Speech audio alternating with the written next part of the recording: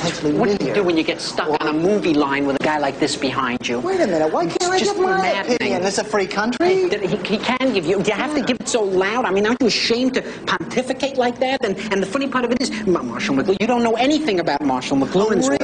Really? I happen to teach a class at Columbia called TV, Media, and Culture. So I think that my insights into Mr. McLuhan, well, have a great deal of validity. Oh, do you? Yeah. Well, that's funny because I happen to have Mr. McLuhan right here. So, yeah, just let me come over here a second. Oh, I heard what you were saying. You know nothing of my work. You mean my whole fallacy is wrong. How you ever got to teach a course in anything is totally amazing. Boy, if life were only like this. TV sucks the brain right out of the skull.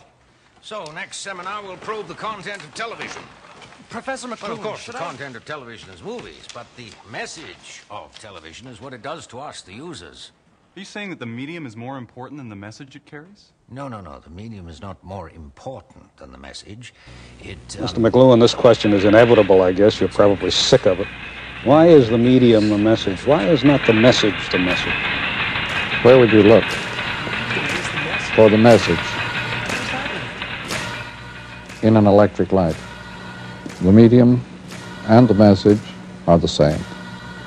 When you think of the medium as a container, you are thinking in visual terms. The hidden meaning of a container is the visual habit of man to put something in its place or around something.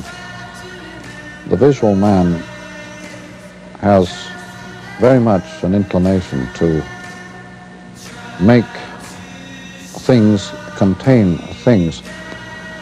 But visual space has very peculiar properties. Static. Most people think of space as static. As, for example, the space between you and me, as something that is constant. That is, between you and me, there are so many inches or so many measures, and that those are the same no matter who's sitting there. The pre-literate man, the man who lives more by ear than by eye, does not think of himself as being in space at all. Children feel space. A child on his first airplane flight said, as they took off and climbed higher and higher, he said, "Daddy, when do we start to get smaller?" To an adult, it seems perfectly obvious that the static space in which people are contained would remain the same, and that the people in that space would remain the same. The child is replying to or responding to a dynamic space. In various parts of the world, these spaces vary enormously. And one of the more striking illustrations is the Arab space, preferably 8 inches between people who are friendly, because they like to smell each other. Now, the visual man prefers the sort of space that there is between you and me.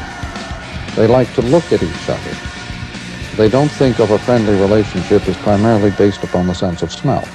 Yes, a visual society is very hostile to odors, except as means of disguising physical facts. And this, the more literate the society, the more narrow the sensory area of awareness, the more specialist, the more concentrated on visual factors. A friend of mine was recently on an expedition with some Indians. He has as a job the finding of the proper names, native names for various places and lakes and rivers in Canada.